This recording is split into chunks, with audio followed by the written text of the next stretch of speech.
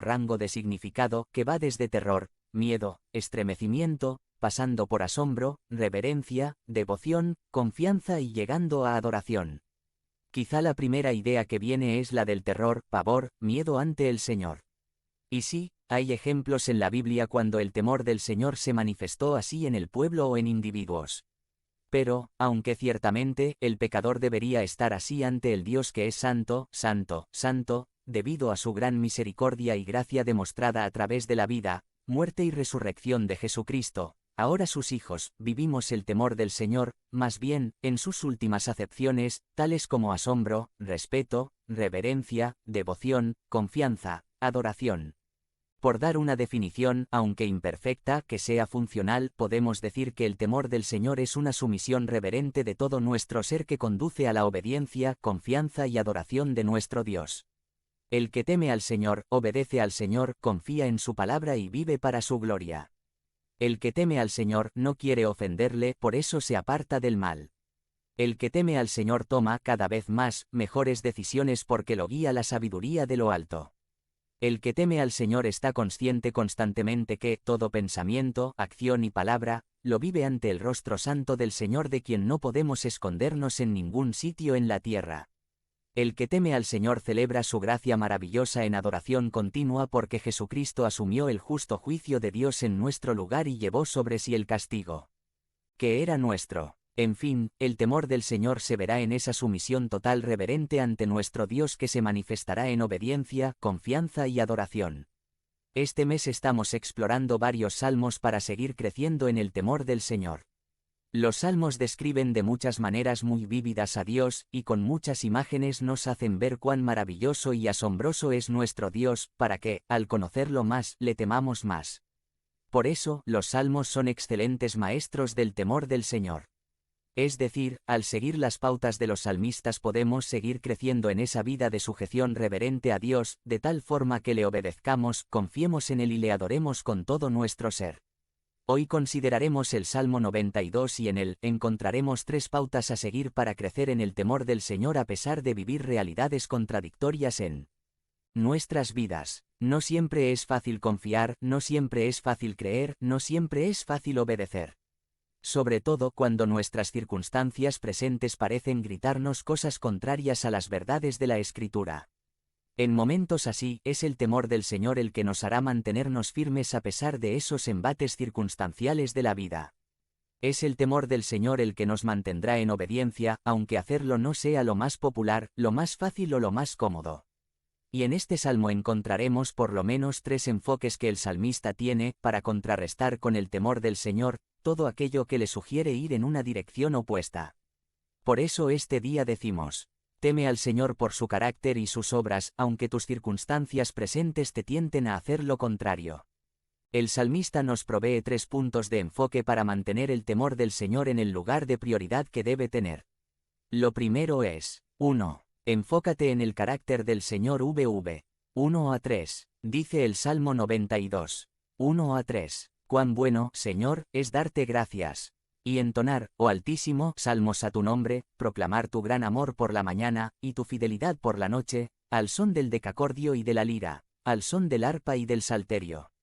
Cuando estamos pasando por dificultades en nuestras vidas, lo primero que comenzamos a poner en duda es la bondad de Dios.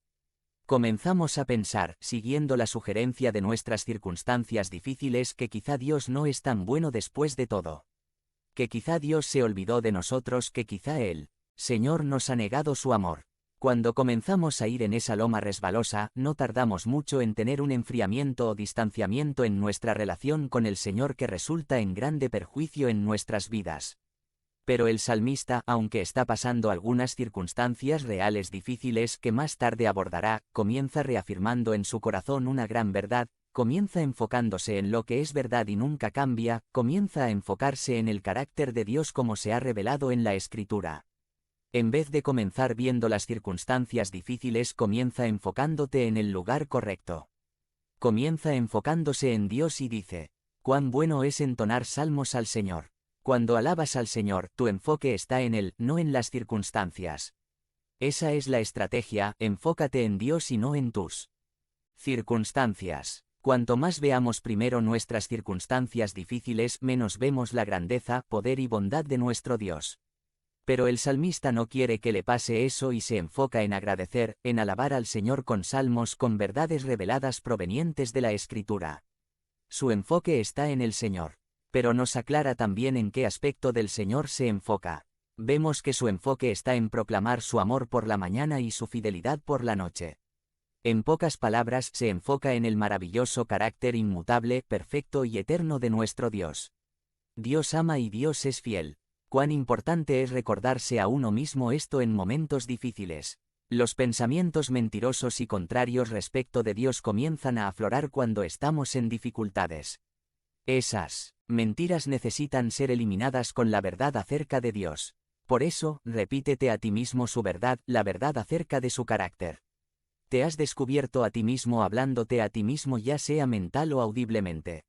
Yo sí, muchas veces. La verdad es que todos lo hacemos. Todo el tiempo hay como una voz interna hablando nuestros pensamientos con nosotros mismos. Y decimos cosas como, voy a apurarme porque ya es tarde para llegar al culto.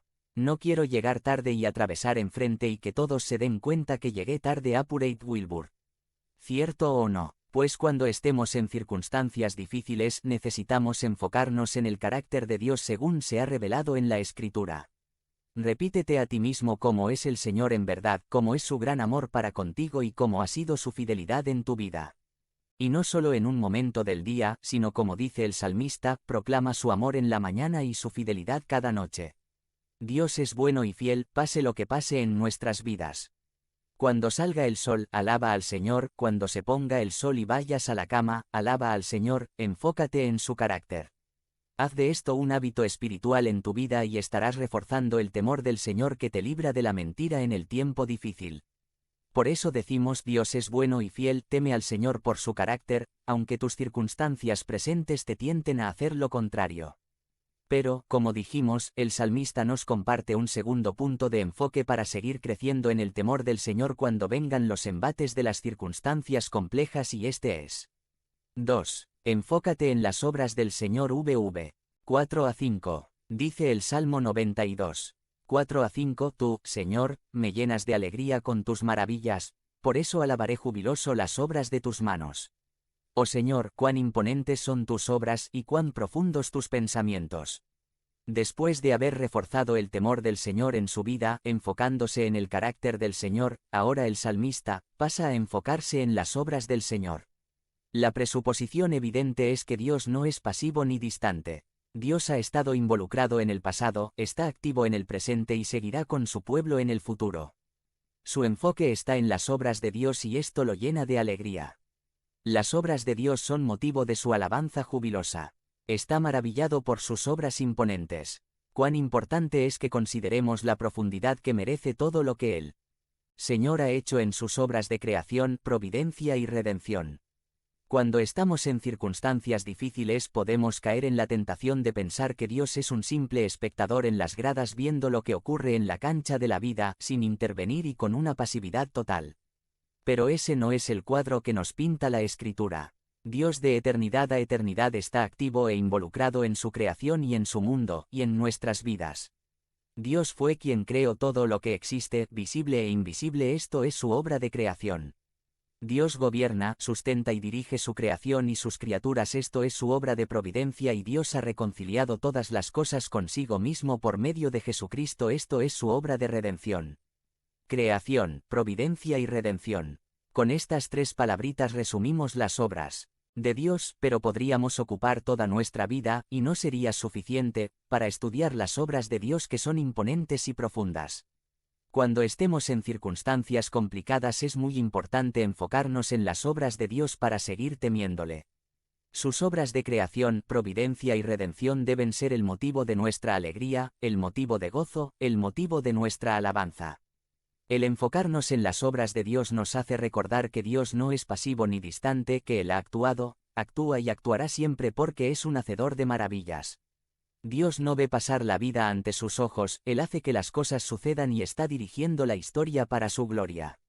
Por eso, no te acuestes cada día sin celebrar las grandes obras de Dios en su reino y las maravillosas obras de Dios en tu vida. Cuanto más te enfoques en lo que Dios ha hecho, hace y hará de acuerdo con su palabra, más crecerá en ti el temor del Señor que llenará de gozo tu vida y te ayudará a enfrentar esas circunstancias difíciles, sin ceder a la tentación de temer a alguien o a algo más que a aquel que es tu Hacedor, tu sustentador y tu Redentor.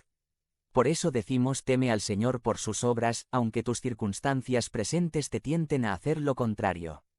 Pero, como dijimos, el salmista nos comparte, aún, un tercer punto de enfoque para seguir creciendo en el temor del Señor cuando vengan los embates de las circunstancias complejas y este es 3. Enfócate en la realidad final, no solo en la temporal.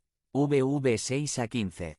Dice el Salmo 92. 6 a 15, los insensatos no lo saben, los necios no lo entienden, aunque broten como hierba los impíos, y florezcan todos los malhechores, siempre serán destruidos. Solo tú, Señor, serás exaltado para siempre. Ciertamente tus enemigos, Señor, ciertamente tus enemigos perecerán, dispersados por todas partes serán todos los malhechores. Me has dado las fuerzas de un toro, me has ungido con el mejor perfume. Me has hecho ver la caída de mis adversarios y oír la derrota de mis malvados enemigos. Como palmeras florecen los justos, como cedros del Líbano crecen. Plantados en la casa del Señor, florecen en los atrios de nuestro Dios. Aun en su vejez darán fruto, siempre estarán vigorosos y lozanos para proclamar. El Señor es justo, Él es mi roca, y en Él no hay injusticia. ¿Qué cuadro se nos pinta con estas palabras? Bueno, por un lado, la realidad de que los impíos parecen estar floreciendo por todas partes. Aunque broten como hierba los impíos y florezcan todos los malhechores, dice el salmista. Los malos parecen estar ganando el partido. Los que no temen al Señor parecen salirse con la suya. Los que se oponen al pueblo de Dios parecen estar riendo más fuerte. Los que no alaban al Señor por su carácter y sus obras parecen estar saliendo victoriosos y Dios parece estar callado, amedrentado, escondido y ausente. Esta es una realidad temporal, los que no sirven al Señor también prosperan y mucho. De hecho, muchos están más sanos, más cómodos, más colocados, más privilegiados que los que temen al Señor. Es ahí donde puede venir la tentación grandísima de pensar que la injusticia prevalecerá para siempre y el bien será vencido por el mal. Te hace cuestionar qué andas haciendo con esto de querer temer al Señor, que parece un mal negocio. Los impíos vencen y los justos son abatidos. Tenemos que reconocerlo. Esto sí es una realidad pero temporal. Al medio tiempo del partido, parece que vamos perdiendo o que vamos a perder. No trataremos de negar que, entre la primera y segunda venida de Cristo, podemos esperar que esta sea una realidad temporal. No siempre el creyente saldrá victorioso, sino que temporalmente experimentará derrota, enfermedad, crisis, sufrimiento e incluso, muerte. Pero es muy importante entender que aún no termina el partido. La realidad final es muy distinta a la realidad temporal. Porque en la realidad final dice que los malhechores serán vencidos, esparcidos y destruidos. Dice que veremos la derrota final de los enemigos del reino de Dios. Los que nos oprimen, persiguen y apabullan, encontrarán su justa consecuencia como enemigos de Dios. No prevalecerá la injusticia sino habrá justicia total. Y los que hoy estamos frágiles, vulnerables y débiles, seremos plantados, no como hierba fugaz que desaparece, sino como palmeras y cedros plantados en la casa de Dios en la presencia de Dios para siempre. Y aun cuando no sea lógico ni esperable aún en la vejez, seguiremos dando frutos de justicia para la gloria de Dios.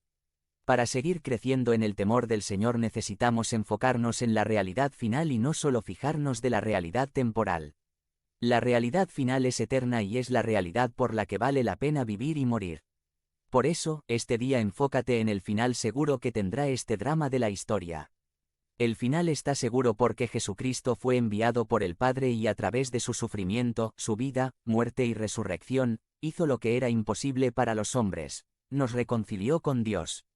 Nos hizo parte de su familia. Nos incluyó en su mesa por su gracia cuando nadie lo merecía. Y gracias a la obra del varón de Dolores, experimentado en quebrando que se entregó por nosotros, que por su llaga fuimos sanados, hoy podemos tener una relación abundante y eterna con Dios de tal manera que aun los sufrimientos temporales no nos separan de Él, sino que podemos tener aprendizajes maravillosos del temor del Señor, aguardando como lecciones de vida en nuestros peores momentos. Aunque nuestra condición o sufrimiento presente no cambie automáticamente y tengamos que padecer algún sufrimiento el resto del tiempo de nuestras vidas en la tierra,